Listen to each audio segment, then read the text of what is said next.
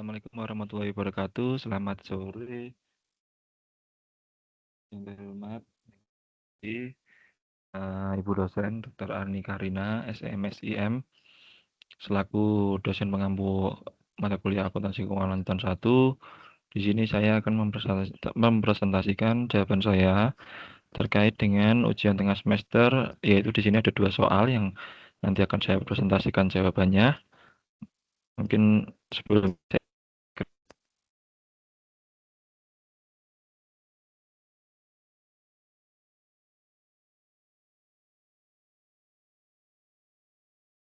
ya untuk ujian tengah semester akuntansi keuangan tahun 1 ini terdiri dari 2 soal hitungan, yang dimana di sini diminta untuk menjelaskan jawaban kita pada Ibu dosen Arni Karina. Baik, izin saya mulai Ibu. Untuk yang pertanyaan pertama, di sini ada Intercorporate Acquisition and Investment. PT JK purchased net asset from PT AIS on December 28, 2021. In this combination of business, PT AIS was later dissolved. The identifiable assets and liabilities of PT AIS which were taken over on that date show the following data. Jadi ada data di sini, aset dan liabilities dari PT AIS itu sendiri yang akan dibeli oleh PT JK. So PT JK obtained 100% ownership of PT AIS by paying 600 million rupiah in cash and issuing 50,000 shares with 10 of per value and 20,000 rupiah of market value. In the combined business transaction, PT JK paid various costs of the acquisition 8 million rupiah and cost of issuing share 5 million rupiah. So this is the question. Prepare the journal entries made by PT Jaya Makmur to record the business combination. Jadi jawaban saya di sini yang pertama adalah kita tentunya mencatat kombinasi bisnis terlebih dahulu dengan metode akuisisi. Yang pertama kita tentukan dulu nilai wajar aset neto yang diakuisisi dan goodwill-nya jika ada. Pertama, total asetnya di sini bisa kita lihat adalah 1.595.000. Dalam ribu artinya kita di sini sesuai dengan di soal ya. Jadi 1M ya, 1M 95 juta. Kemudian nya adalah 275 juta. Jadi aset netonya adalah dikurangi jadi 1M 320 juta. Kemudian yang kedua, kita menghitung imbalan yang dialihkan. Kas yang dibayar di sini ada 600 juta. Kemudian saham yang diterbitkan ada 50.000 lembar. Dan setiap lembarnya nilainya di pasar adalah 20.000. Artinya kita di sini kalikan ada 1M. Kemudian total imbalan yang dialihkan adalah 600.000 ditambah 1 juta, jadi sekitar 1.600.000 dalam ribuan, artinya 1M 600 juta.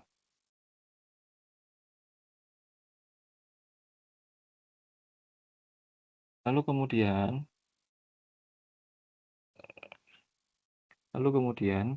kita menghitung goodwill-nya. Goodwill di sini adalah imbalan yang dialihkan dikurangi nilai wajar aset neto. Tadi kita sudah hitung imbalan yang dialihkan adalah 1,6M, 1.600.000 dalam ribuan dikurangi 1,32M. Jadi kita dapatkan 280.000 atau 280 juta.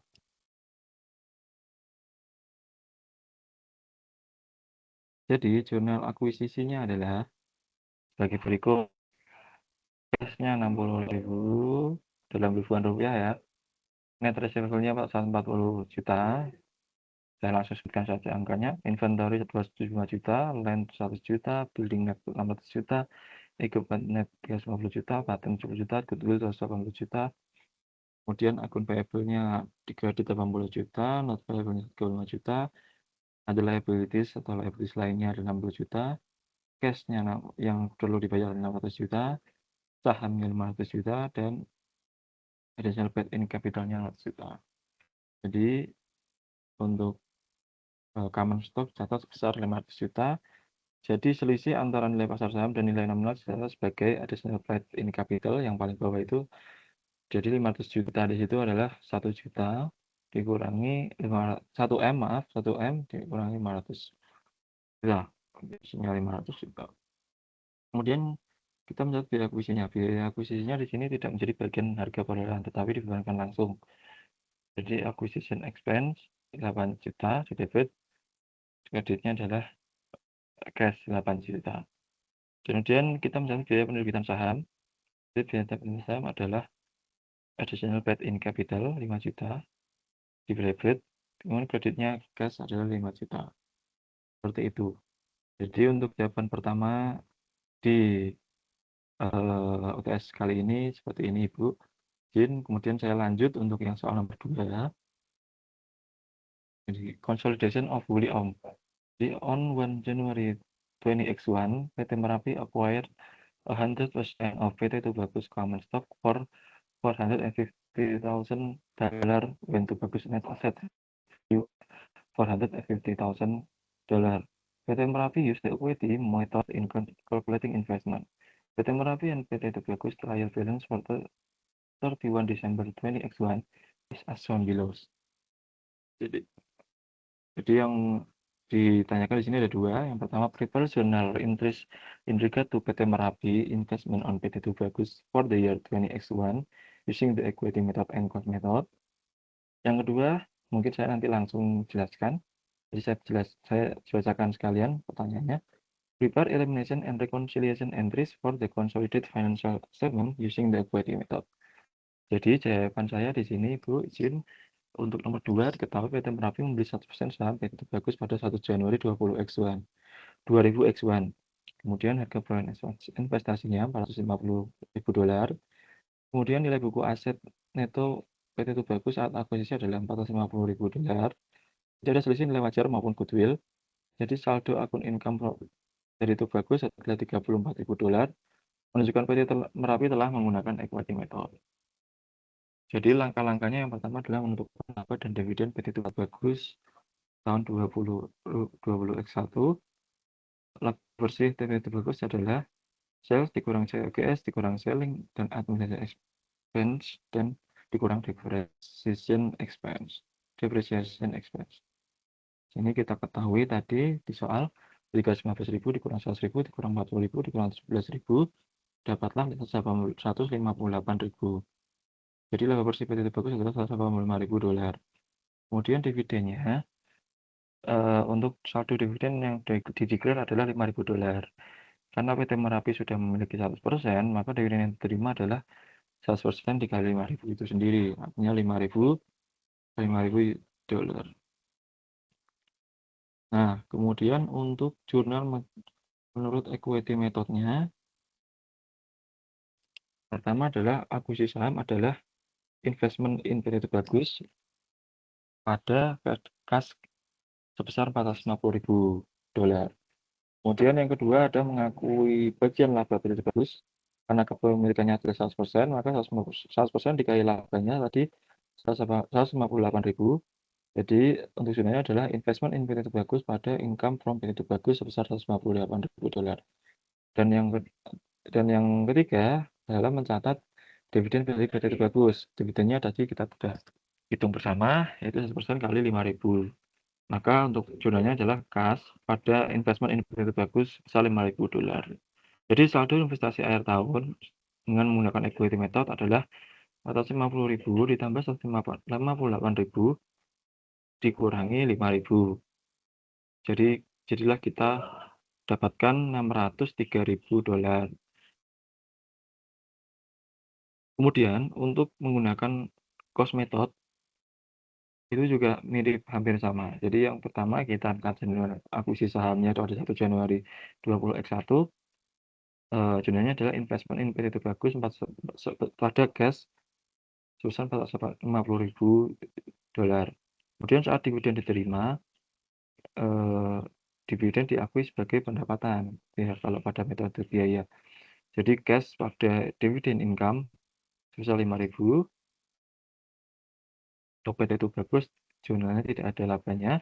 Bila itu tidak catat oleh investor, belum dibagikan sebagai dividen. Seperti itu.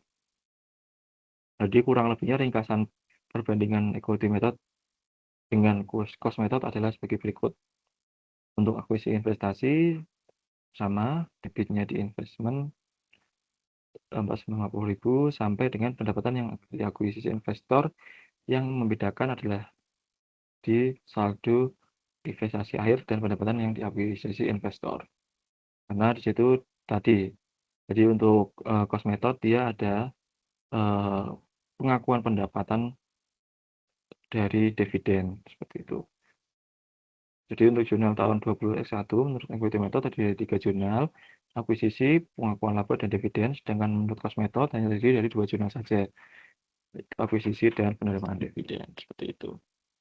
Nah, kemudian untuk pertanyaan kedua, kita menghitung laba bersih dulu PT Bagus di tahun 2021, yaitu sebesar 315.000 sebagai penjualan, dikurangi HPP-nya 100.000, dikurangi beban penjualan administrasi 40.000, dikurangi beban depresiasi 17.000. Jadi laba bersihnya adalah 158.000. Dividen yang diumumkan PT Bagus sebesar 5.000. Jadi saldo investasi yang seharusnya menurut metode ekuitas adalah harga perolehan investasi ditambah laba dikurang dividen. Jadi 450.000 ditambah 158.000 dikurang 5.000. Dengan 63.000. Seperti itu. Jadi saldo investasi yang dicatat pada neraca saldo PT Merapi adalah investment into Bagus sebesar 325.000, kemudian income untuk Bagus sebesar 34.000. Di sini PT Merapi belum mencatat metode ekuitas secara penuh. Itu. Nah, untuk entry reklasifikasi atau rekonsiliasi itu menyesuaikan pendapatan investasi agar sama dengan bagian laba yang sebenarnya. Jadi di sini pendapatan investasi yang seharusnya dikurangi pendapatan investasi yang catat. Tadi yang catat adalah 34.000, sedangkan pendapatan investasi yang seharusnya adalah 158.000. Jadi kita dapatkan adalah untuk berklasifikasi ini adalah 104.000, jurnalnya investment into Bagus pada income from the Bagus adalah 124.000.